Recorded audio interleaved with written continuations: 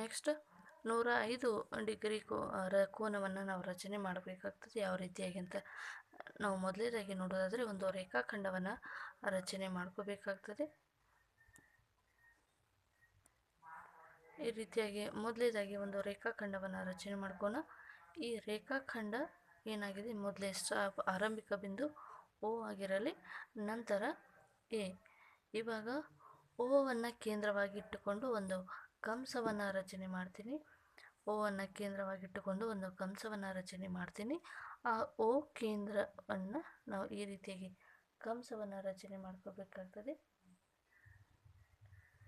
ಕಂಸವನ್ನು ರಚನೆ ಮಾಡಿದ ನಂತರ ಇವಾಗ 105 ಡಿಗ್ರಿ ಆಗಿರೋದ್ರಿಂದ ನಾವು 90 ಡಿಗ್ರಿವರೆಗೆ ನಾವು ರಚನೆಯನ್ನು ಮಾಡ್ಕೋಣ. 90 ಡಿಗ್ರಿ ಮಾಡಿದ ನಂತರ 90ಕ್ಕೆ ನಾವು ಎಷ್ಟನ್ನು ಆ್ಯಡ್ ಮಾಡಬೇಕು, 15ಅನ್ನು ಆ್ಯಡ್ ಮಾಡಿದಾಗ ನಮಗೆ 105 ಡಿಗ್ರಿ ಕೋನ ಸಿಗುತ್ತೆ. ಇವಾಗ OA ರೇಖಾಖಂಡದ ಮೇಲೆ ನಮಗೆ ಒಂದು ಬಿಂದು ಸಿಗ್ತಾ ಇದೆ, ಅದಕ್ಕೆ B ಅಂತ ಹೇಳಿ ಕರೆಯೋಣ. ಈ B ಬಿಂದುವನ್ನು ನಾವು ಕೇಂದ್ರವಾಗಿಟ್ಟುಕೊಂಡು ಅದೇ ಒಂದು ತ್ರಿಜ್ಯವನ್ನು ನಾನು ಚೇಂಜಸ್ಸನ್ನು ಮಾಡ್ತಾ ಇಲ್ಲ, ಬಿಯನ್ನು ಕೇಂದ್ರವಾಗಿಟ್ಟುಕೊಂಡು ಈ ರೀತಿಯಾಗಿ ಒಂದು ಕಂಸವನ್ನು ರಚನೆ ಮಾಡ್ಕೋಣ. ಇವಾಗ ನಂತರ ಈಗ ಒಂದು ಛೇದಕ ಬಿಂದು ಸಿಗ್ತಾ ಇದೆ, ಇದಕ್ಕೆ ನಾನು C ಅಂತ ಹೇಳಿ ಕರೆಯುತ್ತೇನೆ. ಸಿಯನ್ನು ಕೇಂದ್ರವಾಗಿಟ್ಟುಕೊಂಡು ಇನ್ನೊಂದು ಕಂಸವನ್ನು ರಚನೆ ಮಾಡ್ತೀನಿ. ಈ ರೀತಿಯಾಗಿ ಸಿಯನ್ನು ಬಿಂದುವಾಗಿಟ್ಟುಕೊಂಡು ಈ ರೀತಿಯಾಗಿ ಇನ್ನೊಂದು ಕಂಸವನ್ನು ರಚನೆ ಮಾಡ್ತೀನಿ. ಅದಕ್ಕೆ ಸಿಕ್ಕಿರುವಂಥ ಬಿಂದುವಿಗೆ ನಾನು D ಅಂತ ಕರಿತೀನಿ. ಇವಾಗ C ಮತ್ತು Dಯನ್ನು ಕೇಂದ್ರವಾಗಿಟ್ಟುಕೊಂಡು ಒಂದು ಕಂಸ ಛೇದಕವನ್ನು ರಚನೆ ಮಾಡ್ತೀನಿ. ಈ ರೀತಿಯಾಗಿ ಕಂಸ ಛೇದಕವನ್ನು ರಚನೆ ಮಾಡ್ತೀನಿ. ಇವಾಗ ನಮಗೆ ಸಿಗುವಂಥ ಬಿಂದು ಏನಿದೆ ಇದಕ್ಕೆ ನಾನು P ಅಂತ ಹೇಳಿ ಕರಿತೀನಿ. ಇವಾಗ OPಯನ್ನು ಜಾಯಿನ್ ಮಾಡ್ತೀನಿ. OP ಜಾಯಿನ್ ಮಾಡೋಣ. ಇವಾಗ 90 ಡಿಗ್ರಿ ನಮಗೆ ಸಿಗ್ತಾ ಇದೆ. OPಯನ್ನು ಜಾಯಿನ್ ಮಾಡಿದಾಗ ಇದು 90 ಡಿಗ್ರಿ ಸಿಗ್ತಾ ಇದೆ. ನಂತರ ಏನನ್ನು ಮಾಡ್ಕೋಬೇಕು ಅಂತ ನಾವು ನೋಡ್ತಾ ಹೋದಾಗ ಇವಾಗ OP ಮೇಲೆ ಒಂದು ಬಿಂದು ಸಿಗ್ತಾ ಇದೆ, ಇದಕ್ಕೆ ನಾನು Q ಅಂತ ಹೇಳಿ ಕರಿತೀನಿ.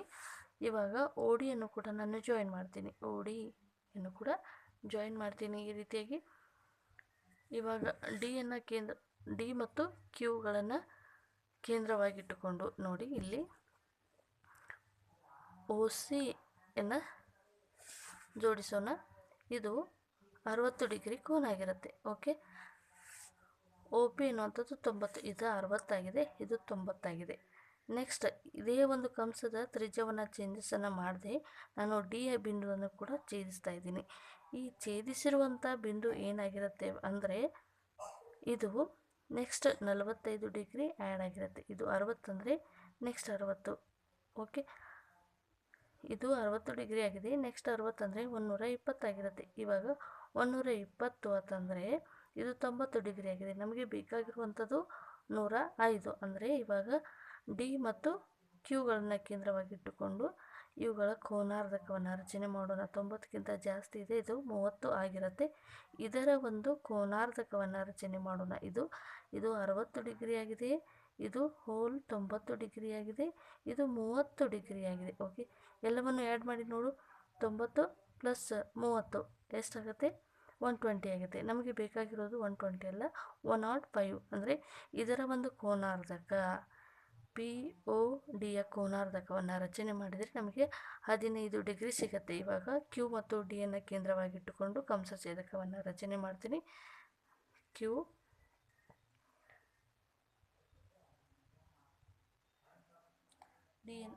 Dಯನ್ನು ಕೇಂದ್ರವಾಗಿಟ್ಟುಕೊಂಡು ಈ ರೀತಿಯಾಗಿ ಕಂಸ ಛೇದಕವನ್ನು ರಚನೆ ಮಾಡ್ತೀನಿ. ಇಲ್ಲಿ ಕೂಡ ಒಂದು ಬಿಂದು ಸಿಗ್ತಾ ಇದೆ, ಇದಕ್ಕೆ ನಾನು R ಅಂತ ಕರಿತೀನಿ. ಇವಾಗ ORನ್ನು ಜೋಡಿಸ್ತೀನಿ. ORನ್ನು ಜಾಯಿನ್ ಮಾಡಿದಾಗ ನಮಗೆ ಸಿಗುವಂಥದ್ದು ಈ ಒಂದು PODಯ ಕೋನಾರ್ಧಕ ಸಿಗುತ್ತೆ, ಅದು OR ಆಗಿದೆ. ಇವಾಗ ನೋಡಿ ನಮಗೆ 105 ಡಿಗ್ರಿ ಕೋನ ಸಿಗ್ತಾ ಇದೆ. ಯಾವುದು 105 ಡಿಗ್ರಿ ಅಂದರೆ ಆ್ಯಂಗಲ್ ROA. ಆ್ಯಂಗಲ್ ROA ಎನ್ನುವಂಥದ್ದು 105 ಡಿಗ್ರಿ ಆಗಿದೆ. ನೋಡಿ ಇನ್ನೊಂದು ಸಾರಿ ನೋಡಿ, COB ಅಥವಾ A ಅಂತ ಕರೀರಿ. COB ಎನ್ನುವಂಥದ್ದು 60 ಡಿಗ್ರಿ ಇದೆ, POB ಎನ್ನುವಂಥದ್ದು 90 ಡಿಗ್ರಿ ಇದೆ, ಮತ್ತು ಇಲ್ಲಿ DOP ಎನ್ನುವಂಥದ್ದು 30 ಡಿಗ್ರಿ ಆಗಿತ್ತು. ಈ 30 ಡಿಗ್ರಿಯ ಕೋನಾರ್ಧಕವನ್ನು ರಚನೆ ಮಾಡಿದಾಗ ಇಲ್ಲಿ 15 ಡಿಗ್ರಿ ಸಿಗ್ತಾ ಇದೆ ನಮಗೆ. ROP ಎನ್ನುವಂಥದ್ದು 15 ಡಿಗ್ರಿ ಆದರೆ 95 90ಕ್ಕೆ 15 ಕೂಡಿದಾಗ ನಮಗೆ 105 ಡಿಗ್ರಿ ಸಿಗುತ್ತೆ. ಈ ರೀತಿಯಾಗಿ ನಾವು ಕೋನಗಳನ್ನು ರಚನೆ ಮಾಡ್ಕೋಬೇಕಾಗ್ತದೆ. ನೆಕ್ಸ್ಟ್ ಎಷ್ಟಿದೆಯಪ್ಪ ಅಂದರೆ 135 ಕೋನವನ್ನು ರಚನೆ ಮಾಡಬೇಕಾಗ್ತದೆ. ಯಾವ ರೀತಿಯಾಗಿ ಅಂತ ನೋಡ್ತಾನೆ. ಓಕೆ, ಇವಾಗ ನೆಕ್ಸ್ಟ್ 135 ಡಿಗ್ರಿ ಕೋನವನ್ನು ಯಾವ ರೀತಿಯಾಗಿ ರಚನೆ ಮಾಡೋದಂತ ನೋಡ್ತಾ ಹೋಗೋಣ. ಮೊದಲನೇದಾಗಿ ಒಂದು ರೇಖಾಖಂಡವನ್ನು ರಚನೆ ಮಾಡ್ಕೋಬೇಕಾಗ್ತದೆ. ರೇಖಾಖಂಡ 135 ಡಿಗ್ರಿ ಅಂದರೆ 90 ಡಿಗ್ರಿಗಿಂತ ಜಾಸ್ತಿ ಇರುತ್ತೆ. ಸೊ ಅವಾಗ ನಾವು ಮಧ್ಯ ಬಿಂದುವನ್ನು ಈ ರೀತಿಯಾಗಿ ಗುರುತಿಸೋಣ. ಓ ಬಿಂದು, ನಂತರ ಇದು ಒ ಎ ರೇಖಾಖಂಡ ಇದೆ. ಇವಾಗ ಓ ಅನ್ನು ಕೇಂದ್ರವಾಗಿಟ್ಟುಕೊಂಡು ಒಂದು ಅಳತೆಯ ತ್ರಿಜ್ಯವನ್ನು ತೆಗೆದುಕೊಂಡು ತ್ರಿಜ್ಯವನ್ನು ಬದಲಾಯಿಸಿದೆ. ಇವಾಗ 2 ಸೆಂಟಿಮೀಟರ್ ಇರುವಂಥ ಒಂದು ತ್ರಿಜ್ಯವನ್ನು ಅಳತೆ ತೆಗೆದುಕೊತಾ ಇದ್ದೀನಿ. ಇವಾಗ ಕೇಂದ್ರ ಬಿಂದು ಓ ಆಗಿ ಇಟ್ಟುಕೊಂಡು ಒಂದು ಕಂಸವನ್ನು ರಚನೆ ಮಾಡ್ತೀನಿ. ನಾನು ಈ ಒಂದು ರೇಖಾಖಂಡವನ್ನು ಛೇದಿಸುವ ಹಾಗೆ ಒಂದು ಕಂಸವನ್ನು ರಚನೆ ಮಾಡೋಣ.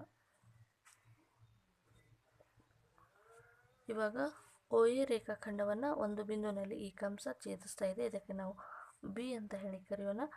ಬಿ ಬಿಂದುವನ್ನು ಕೇಂದ್ರವಾಗಿಟ್ಟುಕೊಂಡು ನಾನು ತ್ರಿಜ್ಯವನ್ನು ಬದಲಾಯಿಸದೆ ಒ ಬಿ ಬಿಂದುವನ್ನು ಕೇಂದ್ರವಾಗಿಟ್ಟುಕೊಂಡು ಇನ್ನೊಂದು ಕಂಸವನ್ನು ರಚನೆ ಮಾಡೋಣ. ಇದು 60 ಡಿಗ್ರಿಗೆ ಸಮನಾಗಿರುತ್ತೆ. ಇವಾಗ ನಮಗೆ ನಂತರ ಸಿಗುವಂಥ ಬಿಂದುವಿಗೆ ಸಿ ಅಂತ ಕರೆಯೋಣ. ಈ ಸಿ ಬಿಂದುವನ್ನು ಕೇಂದ್ರವಾಗಿಟ್ಟುಕೊಂಡು ಇನ್ನೊಂದು ಕಂಸವನ್ನು ರಚಿಸೋಣ. ಓಕೆ, ಇದು ಕಂಸವನ್ನು ಪೂರ್ತಿಯಾಗಿ ರಚನೆ ಮಾಡೋಣ. ಮೊದಲನೇದಾಗಿ ಇವಾಗ ಸಿ ಕೇಂದ್ರ ಬಿಂದುವಾಗಿ ಇಟ್ಟುಕೊಂಡು ಇನ್ನೊಂದು ಕಂಸವನ್ನು ರಚನೆ ಮಾಡೋಣ, ತ್ರಿಜ್ಯವನ್ನು ಬದಲಾಯಿಸದೆ. ಸೊ ಇವಾಗ ಸಿಕ್ಕಿರುವಂಥ ಛೇದಕ ಬಿಂದುವಿಗೆ ನಾನು ಡಿ ಅಂತ ಹೇಳಿ ಕರೆಯೋಣ. ನಂತರ ಇವಾಗ ಸಿ ಮತ್ತು ಡಿಯನ್ನು ಕೇಂದ್ರವಾಗಿಟ್ಟುಕೊಂಡು ಒಂದು ಕಂಸ ಛೇದಕವನ್ನು ರಚನೆ ಮಾಡೋಣ. ಡಿ ಮತ್ತು ಸಿಯನ್ನು ಕೇಂದ್ರವಾಗಿಟ್ಟುಕೊಂಡು ಈ ರೀತಿಯಾಗಿ ಕಂಸ ಛೇದಕವನ್ನು ರಚನೆ ಮಾಡೋಣ. ಈ ಒಂದು ಬಿಂದುವಿಗೆ ಪಿ ಅಂತ ಕರೆಯೋಣ. ಇವಾಗ ಒ ಪಿಯನ್ನು ಜೋಡಿಸೋಣ. ಒ ಪಿಯನ್ನು ಜೋಡಿಸಿದ ನಂತರ ನಮಗೆ 90 ಡಿಗ್ರಿ ಕೋನ ಎನ್ನುವಂಥದ್ದು ಸಿಗುತ್ತೆ. ನಮಗೆ ಬೇಕಾಗಿರುವಂಥದ್ದೇನು 135 ಅಂದರೆ ಇವಾಗ ಪಿ ಒ ಎ ಅಂದರೆ ಇದು 90 ಡಿಗ್ರಿ ಆಗಿರುತ್ತೆ. ಓಕೆ, 95 ಡಿಗ್ರಿಯ ಕೋನಾರ್ಧಕ್ಕೆ ಎಷ್ಟಿರುತ್ತೆ? 45. ಓಕೆ, 95ಕ್ಕೆ 45 ಕೂಡಿದಾಗ 135 ಆಗುತ್ತೆ. ಸೊ ಇವಾಗ 135 ಅಂದಾಗ ಇದು 90 ಡಿಗ್ರಿ ಇದೆ. ಇದರ ಒಂದು ಸರಳ ಯುಗ್ಮ ಕೋನ ಇದು ಕೂಡ ಎಷ್ಟಾಗಿರುತ್ತೆ? 90 ಡಿಗ್ರಿ ಆಗಿರುತ್ತೆ. ಸೊ ಇವಾಗ ಈ ಒಂದು 90 ಡಿಗ್ರಿಯ ಒಂದು ಕೋನಾರ್ಧಕವನ್ನು ನಾವು ರಚನೆ ಮಾಡ್ಕೋಣ. ಈ ಕಡೆ ಬರುವಂಥ ಕೋನಾರ್ಧಕ. ಇವಾಗ ಡಿ ಬಿಂದುವನ್ನು ನಾವು ಕೇಂದ್ರವಾಗಿಟ್ಟುಕೊಂಡು ಇನ್ನೊಂದು ಕಂಸವನ್ನು ರಚನೆ ಮಾಡಿದರೆ ಅದು ಒ ಎ ರೇಖಾಖಂಡದ ಮೇಲೇ ಬರುತ್ತೆ. ಸೊ ಇವಾಗ ಈ ಒಂದು ಛೇದಕ ಬಿಂದು ಅಂದರೆ ಇದಕ್ಕೆ ನಾನು ಬಿ ಡ್ಯಾಶ್ ಅಂತ ಕರಿತೀನಿ. ಈ ಕಡೆ ಬಿ ಇದೆ, ಈ ಕಡೆ ಬಿ ಡ್ಯಾಶ್ ಅಂತ ಕರಿತೀನಿ. ಇದು ಎ ಡ್ಯಾಶ್ ಆಗಿರಲಿ. ಸೊ ಇವಾಗ ಡಿ ಮತ್ತು ಬಿ ಡ್ಯಾಶ್ ಕೇಂದ್ರವನ್ನು ತೆಗೆದುಕೊಂಡು ಇಲ್ಲಿ ಕೋನಾರ್ಧಕವನ್ನು ರಚನೆ ಮಾಡ್ತೀನಿ. ಅಂದರೆ ಪಿ ಒ ಎ ಡ್ಯಾಶ್ನ ಕೋನಾರ್ಧಕವನ್ನು ರಚನೆ ಮಾಡ್ತೀನಿ. ಬಿ ಡ್ಯಾಶ್ ಮತ್ತು ಡಿಯನ್ನು ಕೇಂದ್ರವಾಗಿಟ್ಟುಕೊಂಡು ಒಂದು ಕೇಂದ್ರವನ್ನು ರಚನೆ ಮಾಡಿಕೊಂಡಾಗ ಇವಾಗ ಬಿ ಡ್ಯಾಶ್ ಮತ್ತು ಡಿ ಬಿಂದುಗಳನ್ನು ಕೇಂದ್ರವಾಗಿಟ್ಟುಕೊಂಡು ಒಂದು ಕಂಸ ಛೇದಕವನ್ನು ರಚನೆ ಮಾಡ್ತಿದ್ದೀನಿ. ಇದಕ್ಕೆ ನಾನು ಆರ್ ಅಂತ ಹೇಳಿ ಕರಿತೀನಿ. ಇವಾಗ ಒ ಆರನ್ನು ಜಾಯಿನ್ ಮಾಡ್ತಾ ಇದ್ದೀನಿ. ಒ ಆರನ್ನು ಜಾಯಿನ್ ಮಾಡಿದ ಮೇಲೆ ಈಗ ನಮ್ಗೆ ಏನು ಸಿಗುತ್ತೆ ಅಂದರೆ 90 ಡಿಗ್ರಿಯ ಕೋನಾರ್ಧಕ ಸಿಗುತ್ತೆ. ಇವಾಗ ಪಿ ಒ ಎ ಮತ್ತು ಪಿ ಒ ಎ ಡ್ಯಾಶ್ ಎರಡೂ ಕೂಡ ಏನಾಗ್ತಾ ಇದ್ದಾವೆ? ಸರಳ ಯುಗ್ಮಗಳಿದ್ದಾವೆ. ಎರಡೂ ಕೂಡ 90 ಡಿಗ್ರಿ. ಇವಾಗ 90 ಡಿಗ್ರಿ ನಮ್ಗೆ ಆಲ್ರೆಡಿ ಸಿಕ್ಕಿದೆ. ನಮಗೆ ಬೇಕಾಗಿರುವಂಥದ್ದೇನು? 135 ಡಿಗ್ರಿ. 90ಕ್ಕೆ 45 ಕೂಡಿದಾಗ 135 ಸಿಗುತ್ತೆ.